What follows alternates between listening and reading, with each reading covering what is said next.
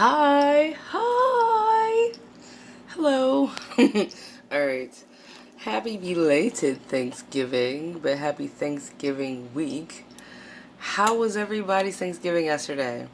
I hope it was amazing. Of course, I cooked and had a really beautiful time. Um, I thought, I wonder, and I would love to hear in the comments whenever you have time, if you feel like it, how your Thanksgiving went. Did you get a Hoover? Were you, while no contact, getting harassed? Or did you just have a wonderful time in general? And hopefully, regardless, like I did. I had fun regardless. Um, I thought, what better time than these really serious holidays like Thanksgiving and Christmas are usually really, really heavy holidays for rumination. I mean, rumination happens anyway, but I bet it really happens a lot during holidays. Whether you remember something really horrific or you think back to a time where it seemed good and then you realize it wasn't really good. It was things being done behind the scenes. And I wanted to give you my take on rumination.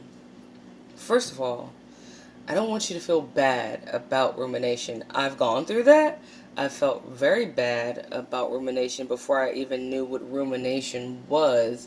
I hated the fact that I couldn't control my thoughts. At least I felt like I was not in control of my thoughts on rethinking about things that happened with the ex-narc, or wondering what if this didn't happen, or excuse me, I gotta get my little yoga pretzel position so I can like talk to you guys in this chair. Sorry, that's my feet. Okay. All right. Still there? All right, cool. So I wanted to give you my take on rumination and why you shouldn't feel bad about it. I'm going to give you a metaphor. This metaphor I clearly made up, but it's an example of what I think about rumination. So, when someone, and this is just an example, when you hear stories of when someone in their car who either isn't paying attention or whatever the reason, they hit a dog. Let's say they hit a dog with their car. Okay? And one of the first things that they talk about that's odd is that the dog, if it doesn't die on contact, gets up and runs into the nearest clearing or the woods or whatever's nearby. Usually it's like the woods. So the dog gets up and they run to the woods after they've been hit by this car, right? And you would think that that impact, being as heavy and as weird as it is, would instantly take it out of here, right? But it doesn't. Usually, it doesn't. Usually, what happens is the dog runs out into the nearest clearing, and then the pain hits it. But how does that remind me of rumination? I'll tell you, because let's finish the story though. So the dog runs out into the woods or whatever after having been hit by a car. It's not until the dog gets far enough from the car, okay, and calms down a little bit in these woods that it realizes, okay, what the fuck just happened? I just got hit by a car. Right? If it even recognizes that it's a car that hit it, they know something traumatic has just happened to it, right? And that's when its body starts registering pain. It doesn't register pain instantly because the shock of getting hit by the car causes it to jump up and immediately think, I gotta escape this area, this situation, this scenario. I gotta get away from that. Alright, and then it recognizes the trauma later. The situation is so traumatic that the impact alone is not what makes the dog either eventually die or heal and have some issues with cars, right? It's so traumatic that the impact of this traumatic event, sends it into such an extreme form of shock that it doesn't, not only does it not stay in the area in which the traumatic injury occurred, if it did die, it dies later somewhere else. This is where I feel like rumination is the same. Rumination is having been through, and I'm talking about this solely as far as abuse is concerned. Can't talk about any other abuse right now. We're talking about narc abuse.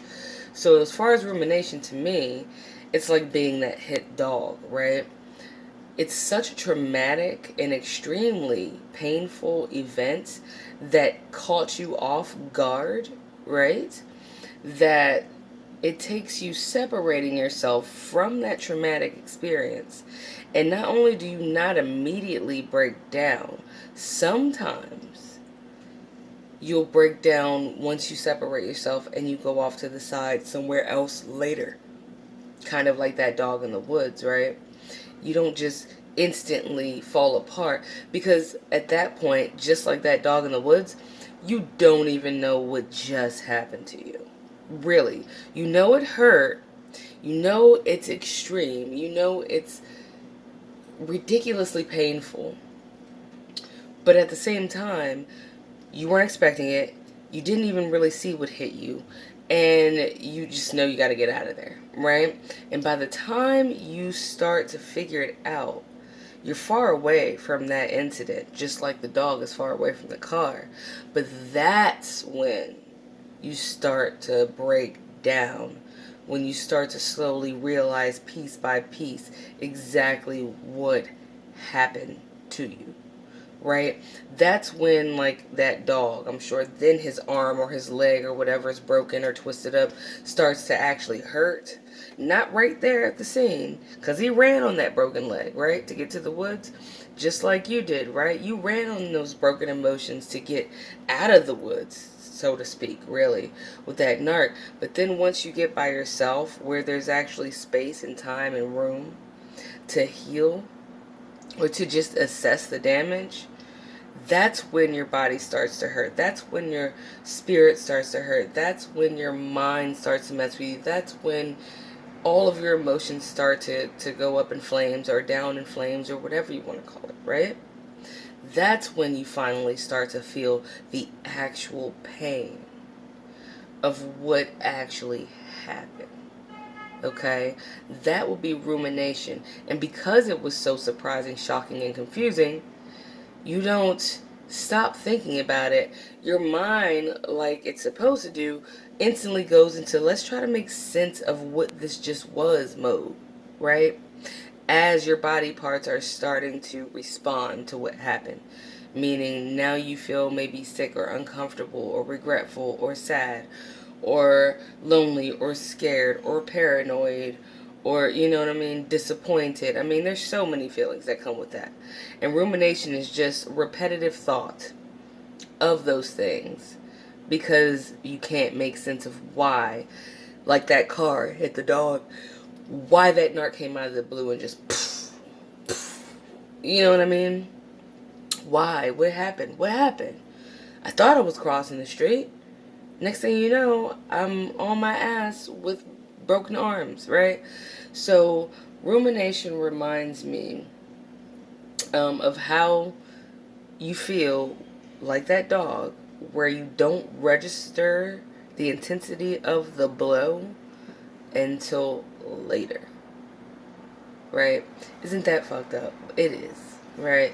It's sad that you have to go back and try to calculate like what exactly happened, and then it'll happen over and over again, and certain things will trigger you. And I wanted to bring that up. I didn't bring it up yesterday because we all needed to enjoy Thanksgiving, and I hope you guys did. But I said, okay, the day after I told you I was going to hit up the holidays with you. This is holiday number 2. We already tackled Halloween. Now we've tackled Thanksgiving. And we're gonna rock out on Christmas. Alright?